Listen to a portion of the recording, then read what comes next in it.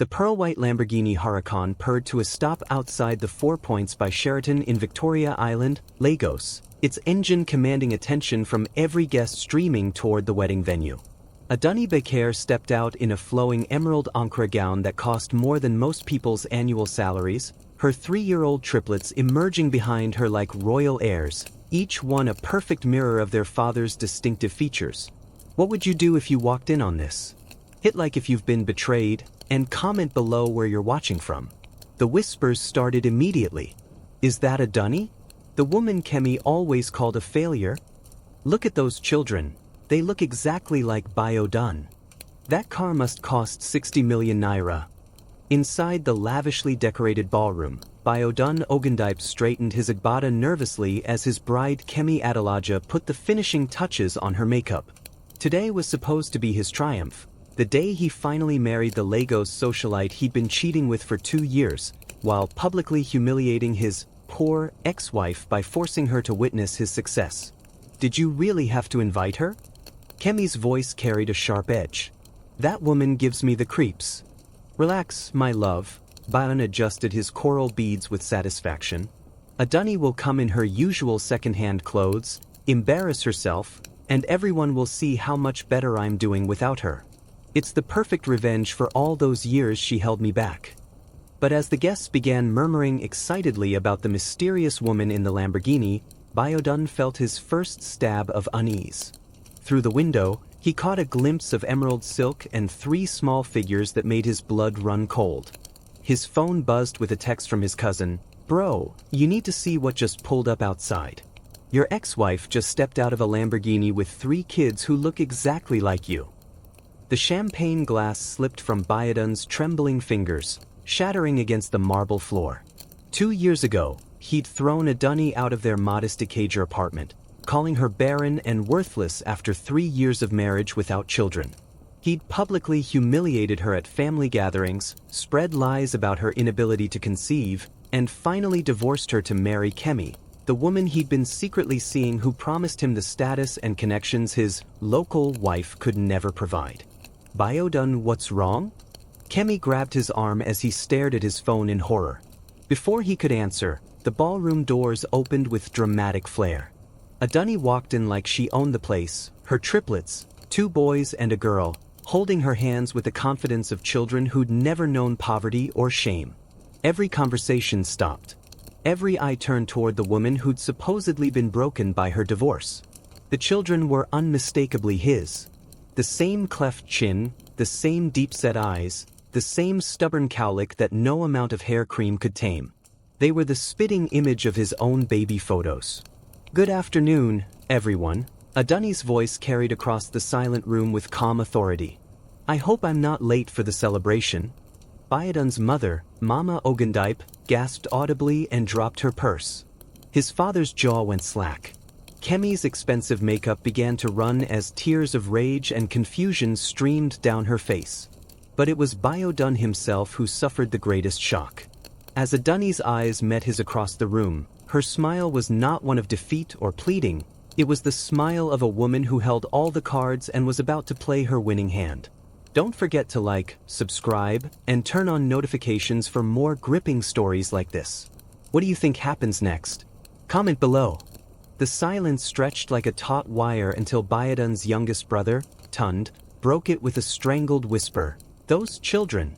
Bun, those children look exactly like you did at that age.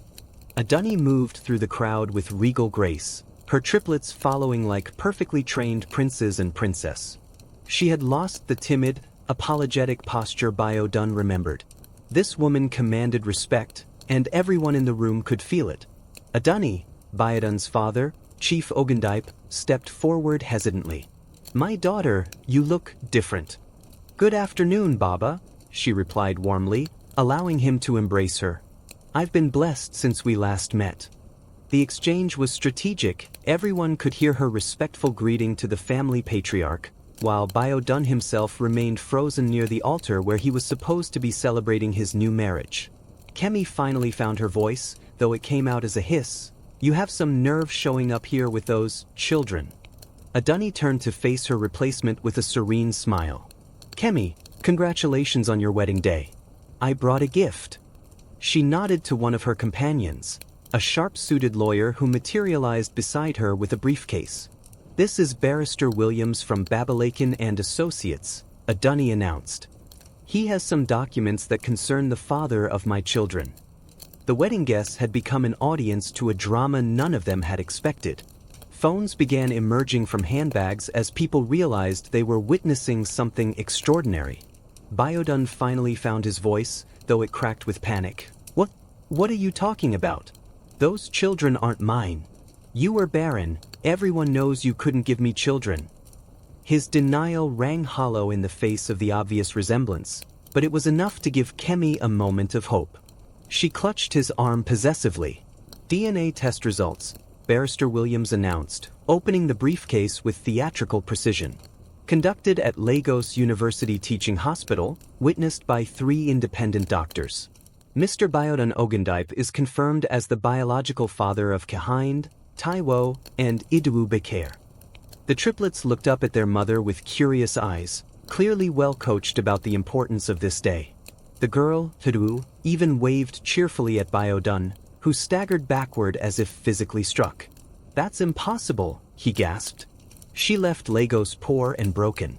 Look at her now, that car, those clothes, that lawyer. Where did she get the money for all this? Mama Ogundipe stepped forward with tears streaming down her face. My grandchildren, she whispered, reaching toward the triplets. Oh, my beautiful grandchildren. The children approached their paternal grandmother without fear, clearly raised with stories about their father's family.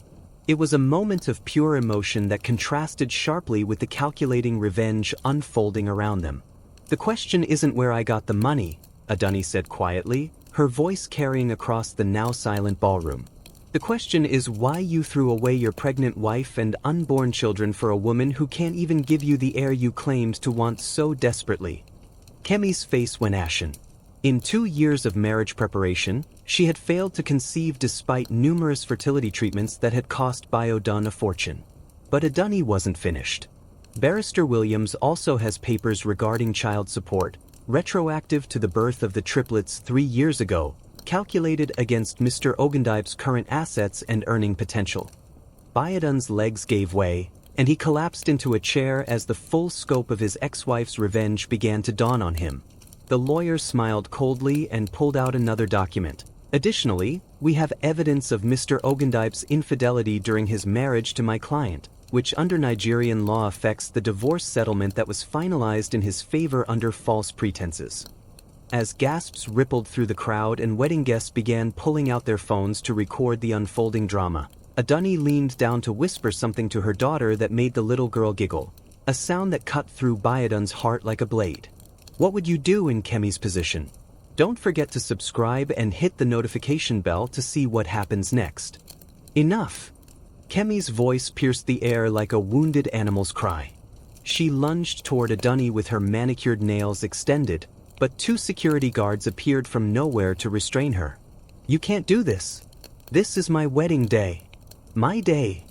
The elegant wedding reception had transformed into chaos. Guests were openly recording the confrontation, some live streaming to social media. #Lagos Betrayal Wedding began trending on Twitter within minutes. Biodun sat slumped in his chair, staring at the children who carried his features but looked at him like a stranger. The boy named Kahind stepped forward with the fearless curiosity of a 3-year-old. Mama, is this Daddy? Kahind's innocent question silenced the room. Adunni knelt gracefully beside her son, her emerald dress pooling around her like liquid wealth. Yes, my love. This is your father. Why didn't Daddy come to see us? Taiwo, the other boy, joined his brother with the same guileless directness. The question hit Biodun like a physical blow. He opened his mouth to speak, but no words came.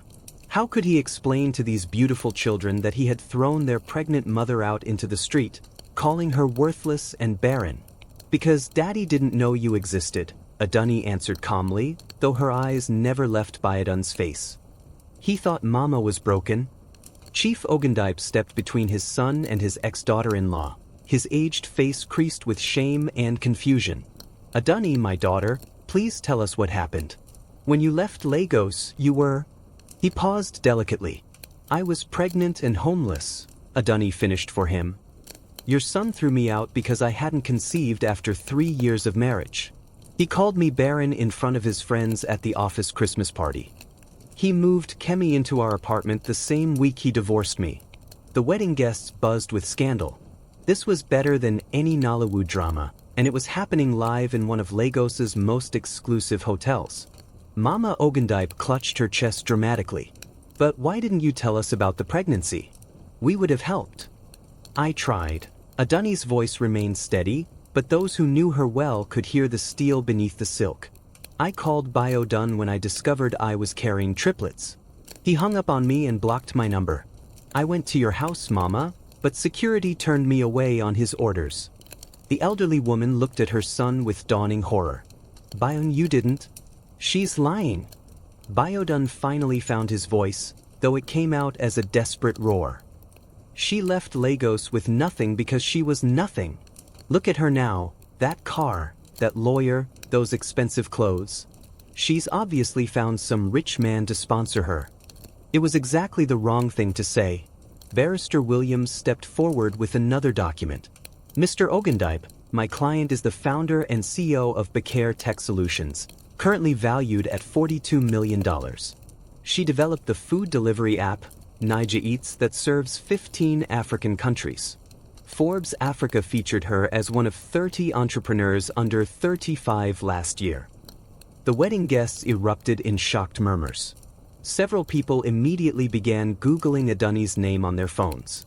That's impossible. Kemi shrieked from where the security guards still held her. She's a nobody. A local girl from some village. Adani turned to address her replacement with devastating calm. I have a computer science degree from University of Lagos, first-class honors. What exactly are your qualifications beyond knowing how to steal another woman's husband? The insult landed like a slap. Kemi had dropped out of university to pursue modeling and had never held a job more demanding than social media influencing. The child support calculation, Barrister Williams continued with professional precision, is based on Mr. Ogundipe's current debts, which include the loans he took to finance this wedding, his car payments, and the rent on his Lekki apartment. The monthly amount comes to 450,000 naira per child. Biodun's face went gray. 1.35 million naira per month was more than his current salary. But Adani wasn't finished with her revenge. She pulled out her phone and showed the screen to the wedding guests. I'm also prepared to make a donation to any charity of this gathering's choice, 5 million naira in honor of my children finally meeting their father. The casual mention of such a staggering sum sent another wave of astonishment through the crowd. As the full scope of her transformation sank in, one thought echoed through every mind in the room.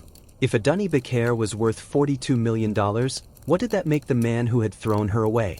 Comment your thoughts on this betrayal. Have you ever seen karma work this fast? Share this story with someone who loves dramatic justice.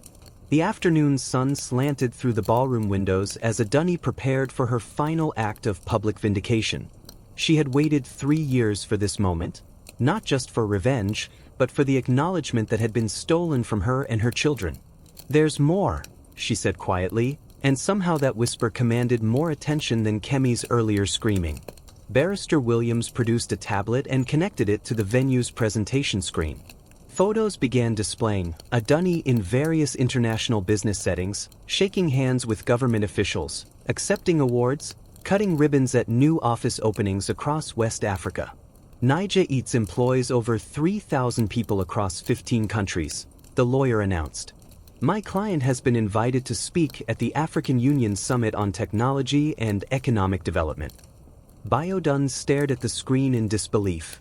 The confident woman addressing Parliament in Ghana, the entrepreneur being interviewed on CNN Africa, the tech innovator receiving recognition from the president of Nigeria, this was the same woman he had once called too local for his ambitions? How? The word escaped his lips like a prayer.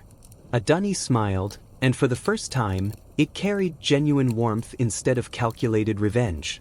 You want to know how a barren village girl became worth more than everyone in this room combined?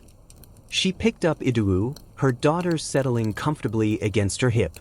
When you threw me out, I had 3 months of pregnancy to hide my growing belly and find work.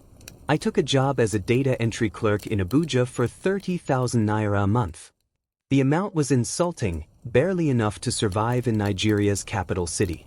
I lived in a single room in Nyanya, took programming courses online at night, and ate 1 meal a day to save money. When the triplets were born, I had no family support because mine had disowned me for bringing shame to their name by failing in my marriage. Mama Ogundipe began crying openly. The cultural weight of Aduni's isolation hit every older woman in the room like a physical blow. I started freelancing, building websites, creating apps for small businesses. The triplets would sleep on a mat beside my laptop while I coded 18 hours a day. When Kahind got malaria at 8 months old, I sold my phone to pay for hospital bills. The room was completely silent now. Even Kemi had stopped struggling against the security guards. But those long nights taught me something about the food delivery market in Africa. Nobody was connecting traditional local restaurants with modern consumers. I saw the gap and built the bridge. She gestured to the screen where images of bustling Nigerian, Ghanaian, and Kenyan restaurants appeared, all connected through her app platform. The first investor offered me $50,000 for 60% of my company. I turned it down. The second offered $200,000 for 40%. I said no. By the time American venture capitalists came calling, I was in a position to negotiate. Biodun felt physically sick. While he had been struggling to pay for this elaborate wedding, his ex-wife had been building a technology empire. The question everyone wants to ask, Aduni continued, is whether I would have achieved this success if you hadn't thrown me out. The question hung in the air like incense. Everyone waited for her answer. Honestly? Probably not. Comfortable people rarely innovate. Desperate people create miracles. She set Iduwu down and walked directly to Biodun, who shrank back in his chair. You threw away a woman who would have spent her life building your dreams instead of her own. You chose flash over substance, status over character, appearance over intelligence. Her voice dropped to a whisper that only he could hear. And now your children will grow up knowing their father valued other people's opinions more than his own family. She straightened and addressed the room. I didn't come here to destroy anyone's wedding.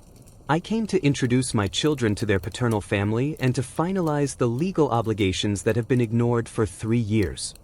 But as she turned to leave, taking her children and her devastating revelations with her, Biodun made the worst decision of an already catastrophic day.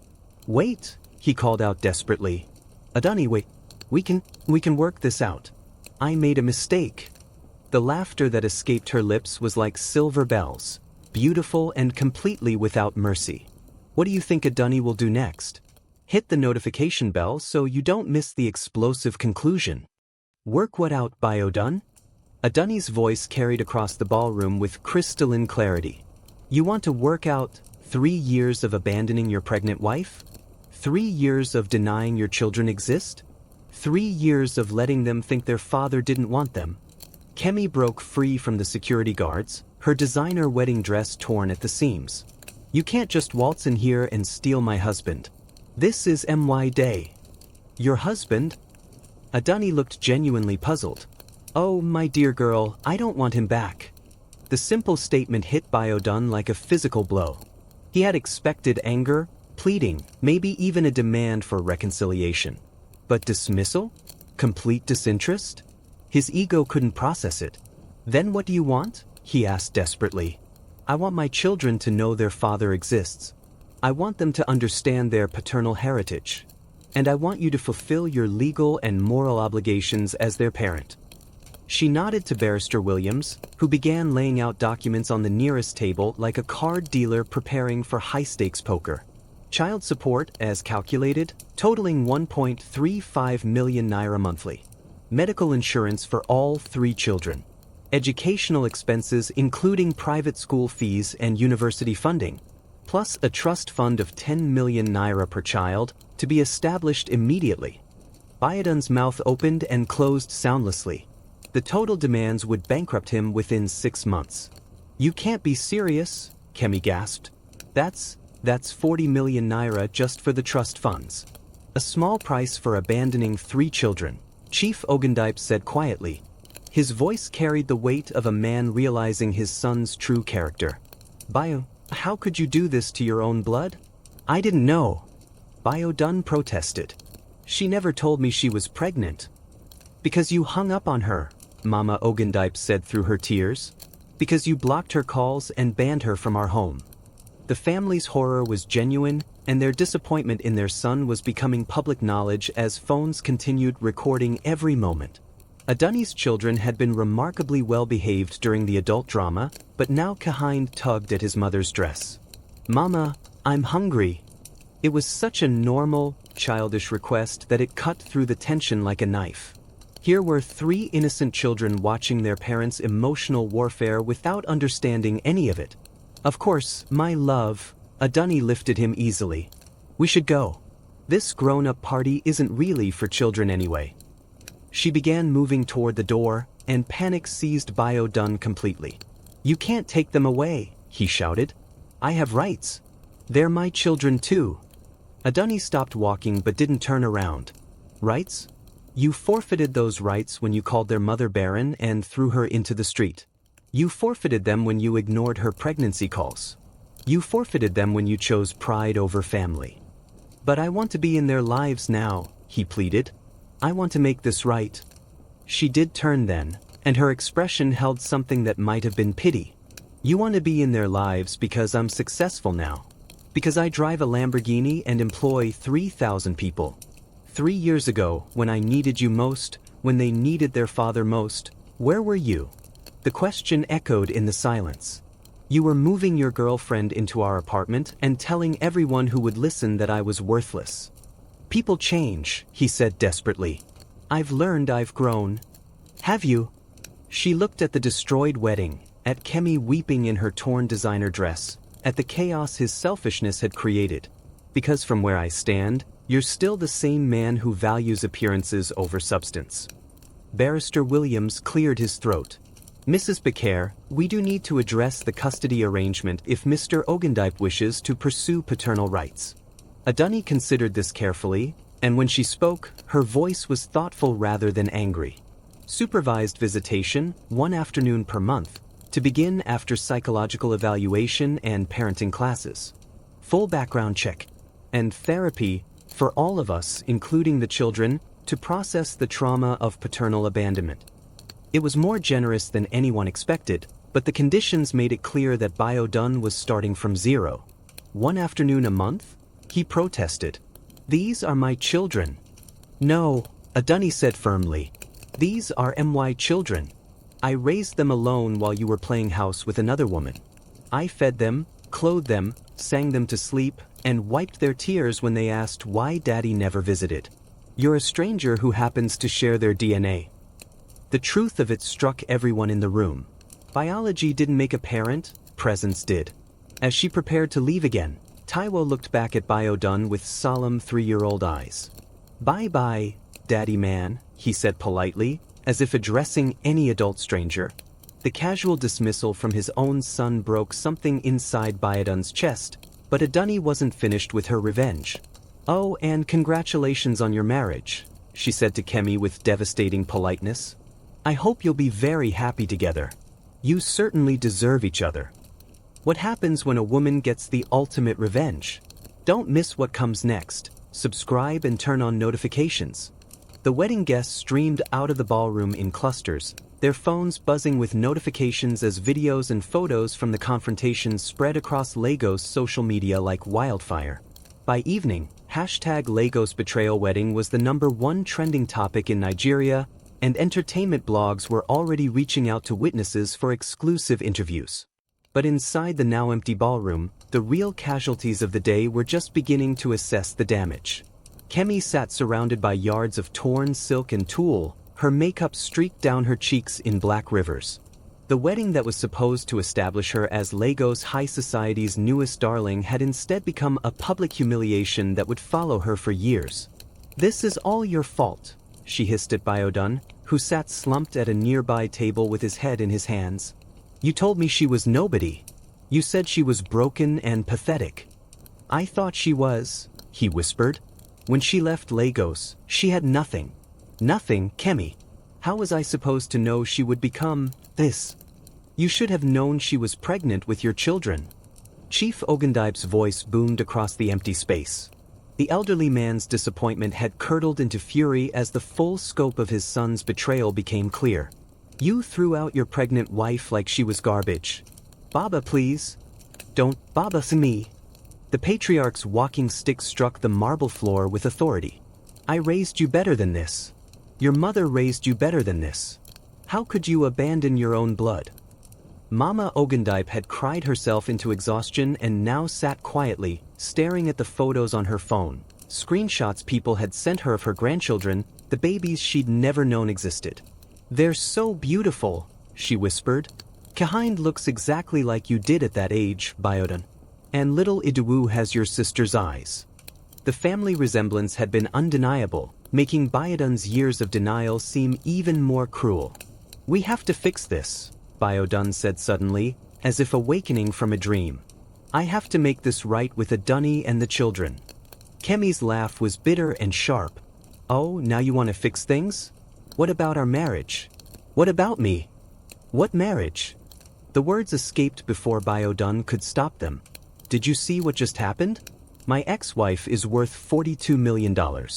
She destroyed us without even trying. The casual cruelty of his response revealed everything about Biodan's character that Adunni had recognized and Kemi had ignored. He was drawn to success like a moth to flame, regardless of who got burned. So you're going to abandon me too? Kemi's voice rose to a shriek. Just like you abandoned her? That's different. How is it different? She demanded. Because she got rich and I'm just a pretty face? Because she can pay child support and I need you to pay my bills? The accuracy of her assessment hung in the air like poison gas. Biodan had always been attracted to what he thought would benefit him most, and now Adunni represented everything he'd lost through his own short-sightedness. Kemi, be reasonable. Reasonable? She stood up, her torn wedding dress trailing behind her like a flag of surrender. I spent 2 years of my life waiting for you to divorce her. I put up with you calling her name in your sleep. I listened to you complain about her local ways and her lack of ambition. And now you want to crawl back to her because she's successful. The truth was uglier than fiction. Biodan had always been a man who calculated relationships like business investments, and he'd just discovered he'd sold his stock in Apple to buy cryptocurrency. The children are mine, he said desperately. I have to be in their lives. The children don't know you exist. Kemi screamed. Did you see how they looked at you? Like you were a stranger at a bus stop. Chief Ogundipe stood slowly, his aged frame trembling with emotion. Kemi speaks truth. Those children have no father in their hearts because you abandoned that place before they were born. But I can earn it back. With what? His father demanded. With monthly child support that will bankrupt you? With supervised visits once a month? Those children have lived their entire lives without you, and their mother has given them everything they need. The mathematical reality was crushing. Adunni had spent 3 years building a tech empire while Biodan had accumulated debt trying to maintain appearances he couldn't afford. She won't keep me from them, Biodan said with false confidence. She's too good a person. I know her. Mama Ogundipe looked up from her phone with eyes full of sadness. Do you? Because the woman I met today was nothing like the timid girl who used to seek my approval for every decision. That woman has steel in her spine that wasn't there before. She was right. The Adunni who had left Lagos was broken and desperate. The woman who had returned was powerful and calculating, someone who had learned to protect herself and her children from people who would use their love as a weapon. I created this, Biodan whispered, finally understanding the scope of his loss. My own pride and stupidity created my worst enemy. But even as he spoke the words, there was something in his tone that suggested he was already planning his next move, and it wouldn't be as noble as anyone hoped. What do you think happens when a desperate man realizes he's lost everything? Comment below and share with friends who love dramatic twists. 3 weeks later, Adunni sat in her glass-walled office overlooking Lagos Island, reviewing architectural plans for Niger Eat's new headquarters, when her assistant knocked urgently. Ma, there's a situation downstairs. Mr. Ogendype is in the lobby with some men, demanding to see you. Through her floor-to-ceiling windows, Adunni could see Biodun pacing near the security desk, gesticulating wildly at her building's guards. He wasn't alone. 2 other men in cheap suits flanked him, and one appeared to be recording with his phone. He's been there for an hour, her assistant continued nervously. Security says he claims he has legal rights to see his children and to inspect your business operations. Adunni sighed, closing the architectural plans. 3 weeks of peace had been too good to last. Send him up. And call Barrister Williams, tell him we may need him. 10 minutes later, Biodun burst into her office like a man possessed, his companions trailing behind him with the eager energy of hyenas following a wounded lion. Adunni, you can't hide from me forever. She remained seated behind her mahogany desk, her expression calm and professional. I wasn't hiding, Biodun. I was working. Something you might try. The insult stung, but he pressed forward with desperate aggression. These are my witnesses, he gestured to his companions. I'm here to demand my paternal rights and to inspect the business you claim makes you so wealthy. Inspect my business? Adunni's eyebrows rose with genuine amusement. On what authority? The children's father has a right to ensure their financial security isn't built on illegal activities, one of the suited men announced. I'm Barrister Adebayo, representing Mr. Ogendype's interests. It was a clumsy legal maneuver, but Adunni recognized the strategy. If Biodun couldn't win through legitimate channels, he would try to destroy her reputation with accusations of impropriety. How interesting, she said mildly. And what illegal activities are you suggesting? No legitimate business grows that fast, Biodun declared. $42 million in 3 years? That's suspicious. Money laundering, prob. Drug trafficking, maybe prostitution. The accusations hung in the air like a bad smell. Adunni's assistant gasped audibly from the doorway. You think I'm a drug dealer? Adunni's voice remained perfectly level, but something dangerous flickered in her eyes. Because a woman from a humble background couldn't possibly build a successful technology company through intelligence and hard work? I think you're lying about everything, Biodun shot back. The car is probably rented. The clothes are probably borrowed. This whole performance is designed to make me look bad, but I know the real you. The broken woman who couldn't even afford to keep our marriage together. It was exactly the wrong approach. By attacking her success instead of acknowledging his failures, Biodun revealed that he had learned nothing from their disastrous wedding encounter. Adunni stood slowly, and despite her small stature, she seemed to fill the room with authority. You want to inspect my business? Fine. She pressed a button on her desk phone. Security, please escort my guest to conference room A. And call our chief financial officer, head of legal, and the managing director. Mr. Ogendype wants a full presentation of Naija Eats operations. The confidence in her voice made Biodun hesitate. This wasn't the reaction he'd expected. Additionally, she continued, please contact our publicity department. If Mr. Ogendype wants to make public accusations about my company's legitimacy, we should document his claims properly. Barrister Adebayo shifted uncomfortably. Mrs. Becerra, perhaps we should discuss this privately. No. Adunni's voice cut through the air like a blade. You came here with accusations of criminal activity. You brought witnesses and recording devices. Let's make this completely transparent. Within 30 minutes, Biodun found himself sitting in a conference room as Naija Eats' executive team presented financial statements, government contracts, investor agreements, and regulatory approvals that painted a picture of meticulous legal compliance and extraordinary business growth. The head of legal, a sharp-eyed woman named Funmi Adebola, presented incorporation documents from 15 countries, tax compliance certificates, and letters of commendation from African Union Economic Development Committees. Mrs. Becerra's company employs 3,247 people across West and East Africa, she announced.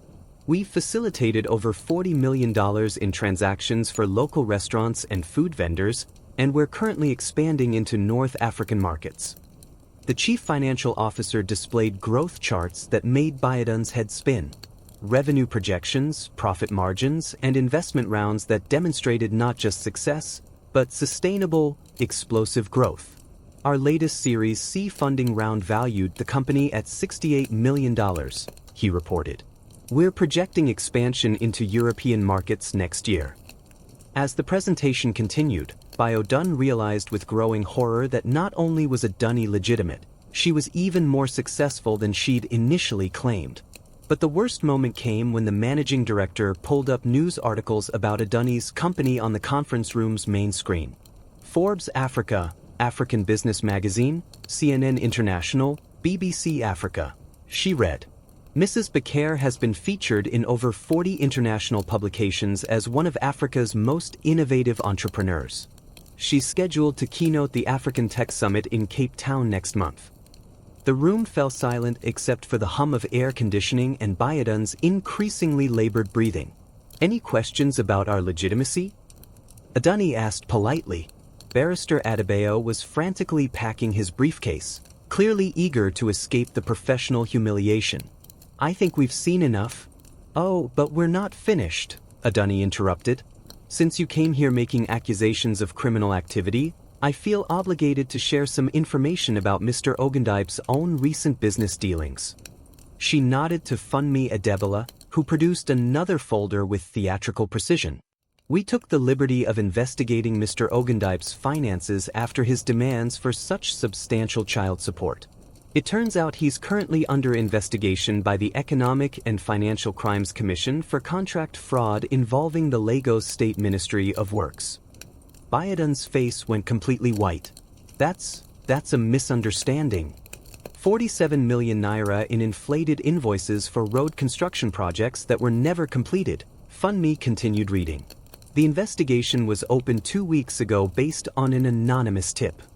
The anonymous tip, of course, had come from Dunny's own investigators, but she saw no need to mention that detail. There's also the matter of unpaid taxes dating back 3 years, and several bounce checks to various vendors. Each revelation hit Dunn like a physical blow. While he had been playing big man around Lagos, living beyond his means and financing his lifestyle through increasingly desperate schemes, Dunny had been building an empire based on actual value creation. So you see, Dunny concluded with devastating calm, I'm not the one whose business practices should be under scrutiny. Dunn's companions were already backing toward the door, clearly wanting no part of his self-destruction. You did this, he whispered, his voice full of desperate rage. You reported me to EFCC. You're trying to destroy me. I don't need to destroy you, Bun, Dunny replied sadly. You're destroying yourself quite efficiently. She stood and walked to the conference room window, looking out at the Lagos skyline where construction cranes marked the city's endless growth. 3 years ago, you had a wife who would have built an empire beside you instead of in spite of you. You had children on the way who would have worshipped their father. You had a family that loved you unconditionally. She turned back to face him, and for a moment, her expression held genuine pity. Instead, you chose pride over partnership, status over substance, appearances over authenticity. And now you're sitting in my conference room, desperately trying to tear down what I built from the ashes of what you threw away. The truth of it was more devastating than any legal document or financial revelation. I can still be a father to them, he said desperately. They're my children. Being a father isn't about biology, It's about showing up. It's about sacrifice. It's about putting your children's needs above your own ego. She paused meaningfully. It's about all the things you've proven you can't do. But as security arrived to escort Dunn and his companions from the building, he made one final, desperate play that would change everything. I'm filing for full custody, he declared loudly enough for everyone to hear. Those children deserve better than a mother who uses them as weapons for revenge. The words hung in the air like a threat, and for the first time since the wedding confrontation, Dunny looked genuinely concerned. Will Dunn's custody battle succeed? What happens when a desperate father goes to war with a powerful mother? Subscribe and hit notifications to find out. The custody hearing at the Lagos High Court drew a crowd that spilled into the hallway. News of the tech entrepreneur versus abandoned father case had captured public imagination, with social media split between those supporting Adunni's success story and others sympathizing with Bayodun's claims of parental alienation. Judge Adebola Okonkwo, a stern woman in her 60s known for her no-nonsense approach to family law, called the packed courtroom to order as both legal teams prepared for battle. Bayodun sat at the plaintiff's table with a new lawyer, his third since the wedding incident, while Adunni maintained her characteristic poise beside Barrister Williams and a team of advocates that looked like they could buy and sell the entire courthouse. Mr. Ogundipe, Judge Okonkwo began, you're seeking full custody of 3 children you've had no contact with for their entire lives. Please explain your reasoning. Bayodun's new lawyer, a theatrical man named Barrister Okafor, stood with dramatic flair. Your Honor, my client was deliberately deceived about these children's existence. The mother concealed the pregnancy and births, denying him the opportunity to be involved in their lives. That's demonstrably false, Barrister Williams interjected calmly. We have phone records showing Mrs. Becare's attempts to contact Mr. Ogundipe about the pregnancy, all of which went unanswered or resulted in blocked communications. Judge Okonkwo examined the evidence with practiced efficiency. Mr. Ogundipe, these records show 17 attempted calls and 12 text messages over a 3-month period. Why didn't you respond? Bayodun shifted uncomfortably. I believed she was lying to trap me in the marriage. She had been unable to conceive for 3 years. So you assumed she was lying about being pregnant with your children? Yes, Your Honor. The judge's expression revealed nothing, but her tone carried a chill. And when you learned the children existed 3 weeks ago, what steps did you take to establish a relationship with them? This was where Bayodun's case began to crumble. Instead of following the supervised visitation plan Adunni had offered, he had spent 3 weeks pursuing increasingly erratic schemes to undermine her success. I tried to verify that she could provide for them properly, he stammered, by accusing her of criminal activity and attempting to inspect her legitimate business. Barrister Okafor attempted damage control. Your Honor, my client had reasonable concerns about the sudden appearance of such wealth. Sudden? Barrister Williams stood smoothly. Mrs. Becare's business success has been documented over 3 years of steady growth, featured in dozens of reputable publications, and verified by multiple international auditing firms. Judge Okonkwo turned her attention to Adunni. Mrs. Becare, what is your position regarding Mr. Ogundipe's access to the children? Adunni rose with quiet dignity. Your Honor, I've never sought to deny my children access to their biological father. I offered supervised visitation with appropriate safeguards while he demonstrated his commitment to their well-being. What safeguards specifically? Parenting classes, psychological evaluation, and family therapy to help the children process their father's absence from their lives. Reasonable conditions, the judge noted. Mr. Ogundipe, why haven't you begun these requirements? The question hung in the courtroom air like smoke. Bayodun had been too busy plotting legal strategies and public relations campaigns to take the simple steps that would have given him access to his children. I shouldn't have to prove I'm fit to parent my own children, he said defensively. Judge Okonkwo's eyebrows rose slightly. Mr. Ogundipe, you abandoned your pregnant wife, ignored the birth of triplets, and spent 3 years denying their existence. What exactly makes you think you don't need to prove your fitness as a parent? The courtroom buzzed with murmurs. Several spectators were openly recording, despite the bailiff's warnings. Barrister Okafor played his trump card. Your Honor, we have evidence that Mrs. Becare has used these children as instruments of revenge against my client. She deliberately staged a public humiliation at his wedding, traumatizing the children by exposing them to adult conflict. It was a clever argument, but Adunni's team was prepared. Your Honor, Barrister Williams responded, Mrs. Becare attended that wedding specifically to introduce the children to their paternal family, as is culturally appropriate. She brought legal documentation to establish paternity and child support, not for revenge, but for the children's financial security. And the Lamborghini? Barrister Okafor pressed. The expensive clothes? The dramatic entrance? These were clearly designed to humiliate my client. Adunni stood again, and when she spoke, her voice carried the authority of a woman who had earned every success through her own efforts. Your Honor, I drove the car I own, wore clothes I can afford, and conducted myself with the dignity I've earned through 3 years of building a business while raising 3 children alone. If my success embarrassed Mr. Ogendype, that reflects his character, not mine. The courtroom fell silent. Even the judge seemed impressed by the quiet power in Aduni's response. Furthermore, she continued, the children were perfectly calm and well-behaved throughout the encounter. They've been raised to handle adult situations with appropriate emotional regulation, precisely because they've never had the luxury of a 2-parent household to shield them from life's complexities. Judge Okonkwo made notes, then looked directly at Biodan.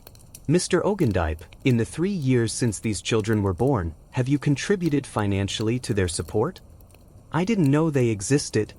That's not what I asked. Since learning of their existence 3 weeks ago, have you provided any financial support? The answer was clearly no, and everyone in the courtroom knew it. Have you attempted to establish any relationship with the children outside of this legal proceeding? Another obvious no. Have you completed any parenting education or family counseling to prepare yourself for father responsibilities? Biodan's silence was damning. Judge Okonkwo closed her files with a decisive snap. Mr. Ogendype, this court finds no evidence that awarding you custody would serve the children's best interests. Your request is denied. But as celebration began among Aduni's supporters, the judge held up her hand. However, Mrs. Becker, this court is concerned about the complete absence of paternal contact in these children's lives. Blood relationships matter, and children benefit from knowing both parents when possible. Aduni felt her first stab of genuine concern.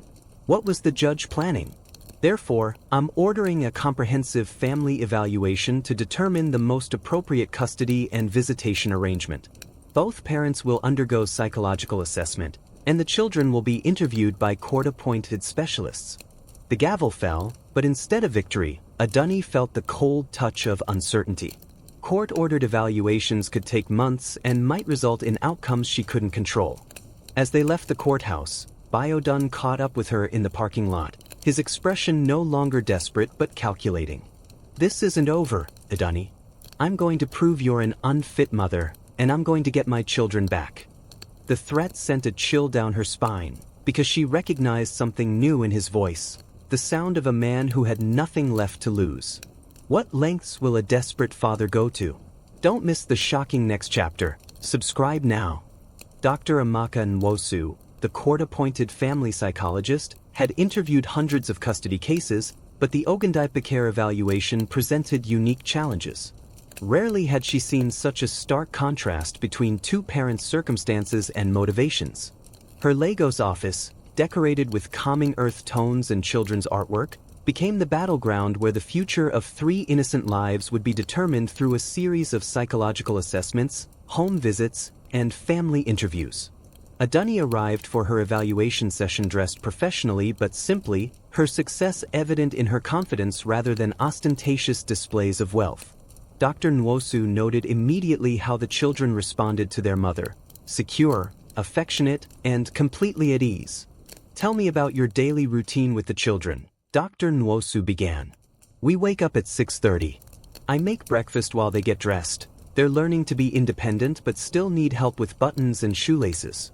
We pray together, then I drop them at Green Springs Montessori on my way to work. The psychologist made notes about the structured, nurturing environment Aduni described. How do you handle discipline? Consistent boundaries with natural consequences. If Kehind refuses to clean up his toys, the toys go away for the rest of the day. If Taiwo hits his sister, he sits alone until he's ready to apologize and mean it. And how do they respond to your authority? Aduni smiled. They test me constantly. They're 3 years old.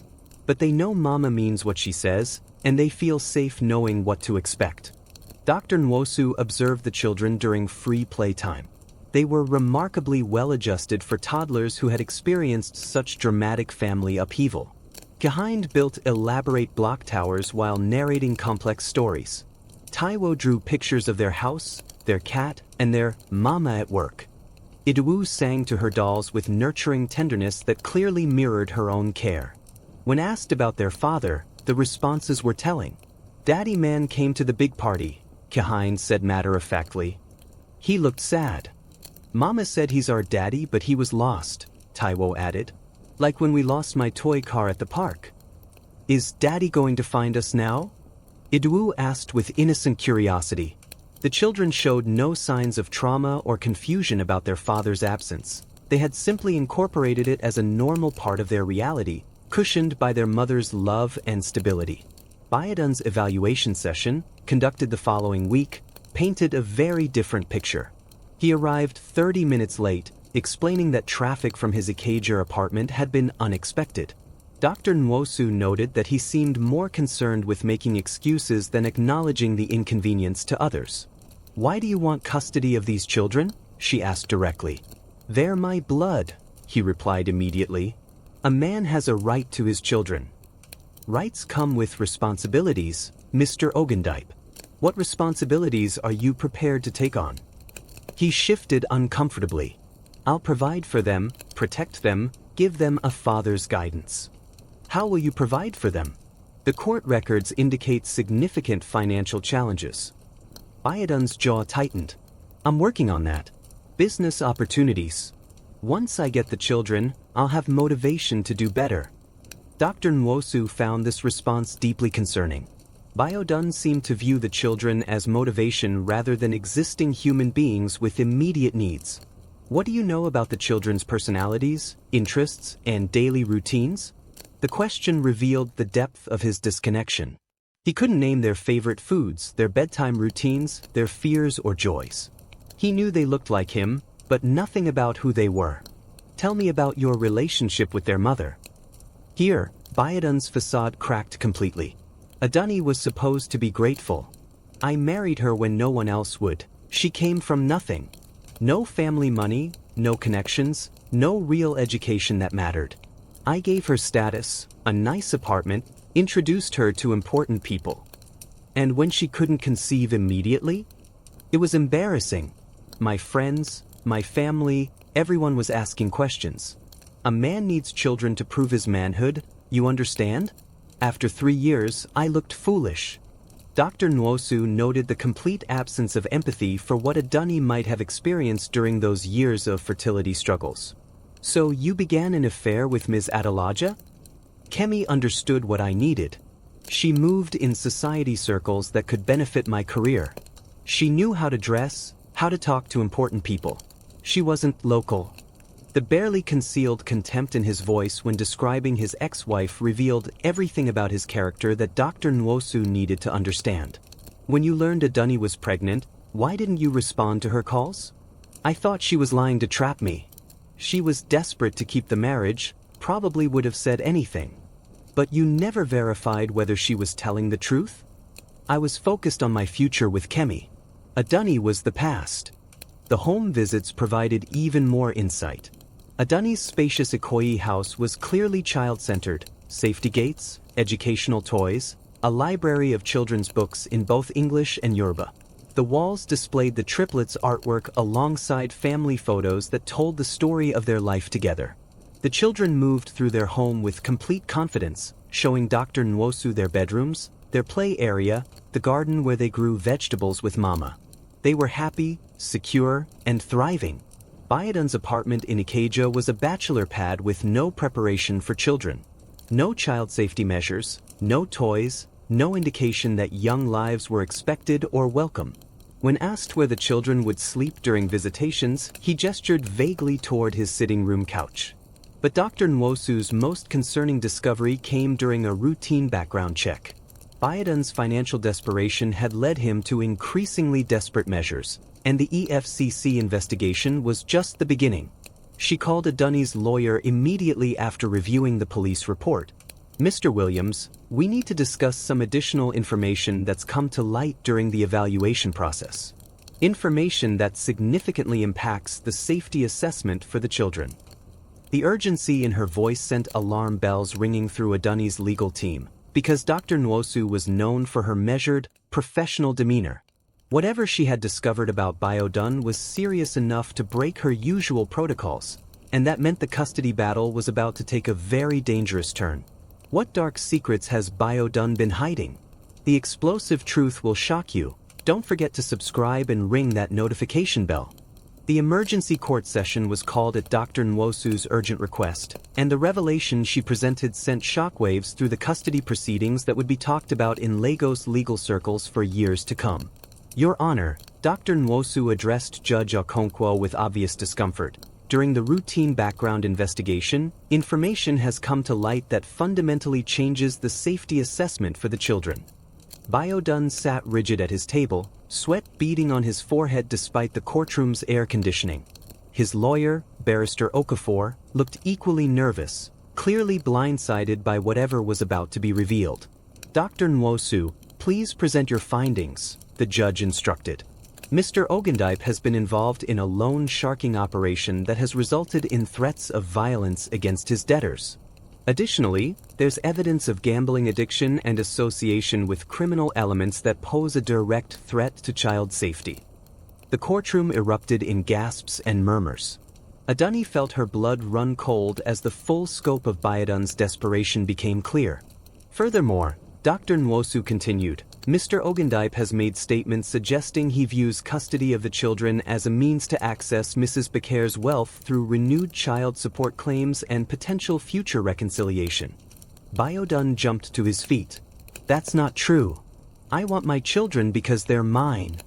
Mr. Ogundipe, Judge Okonkwo's voice cut through his protest like ice. You will remain seated until called upon. Barrister Williams stood calmly. Your Honor, we have additional evidence to present regarding Mr. Ogundipe's recent activities. With clinical precision, he laid out a timeline of Biodun's increasingly erratic behavior since the wedding confrontation. Phone records showing repeated attempts to contact Adunni at all hours.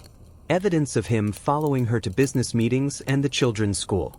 Testimony from witnesses who had heard him make threats about taking back what was stolen from him.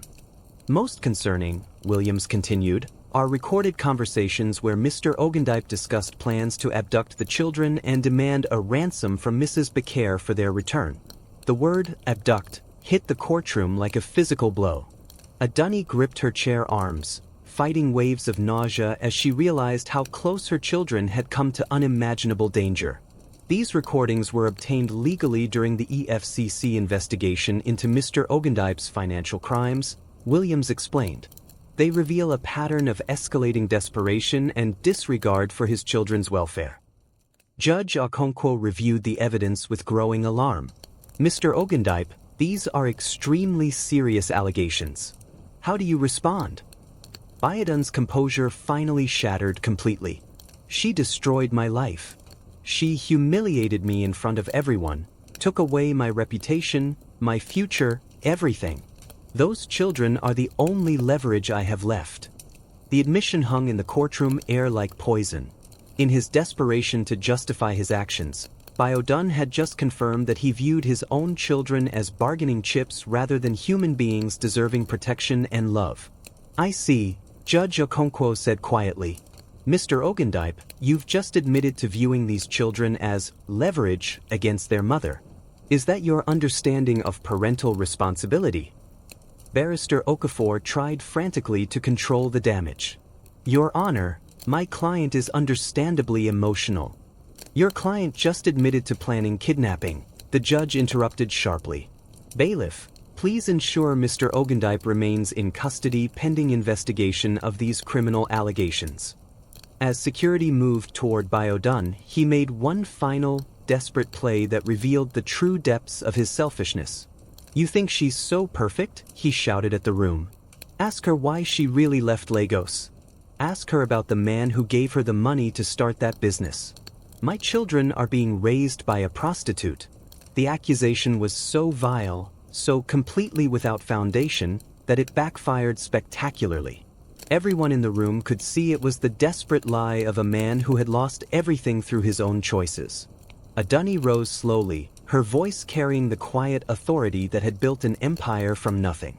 Your Honor, Mr. Ogundipe has now publicly demonstrated why supervised visitation was necessary, why psychological evaluation was required, and why these children need protection from their biological father. She turned to face Biodun directly, and when she spoke, It was with the sadness of a woman who had once loved someone capable of such cruelty. I built my success through 18-hour days, sleeping on a mattress on the floor, and eating one meal a day so my children could have food. Every dollar, every client, every line of code was earned through work that would have broken a weaker person. Her voice grew stronger. You threw away a wife who would have built dreams with you, children who would have loved you unconditionally, and a family that would have supported you through anything. And when your own poor choices led to failure, you blamed everyone except the man in the mirror.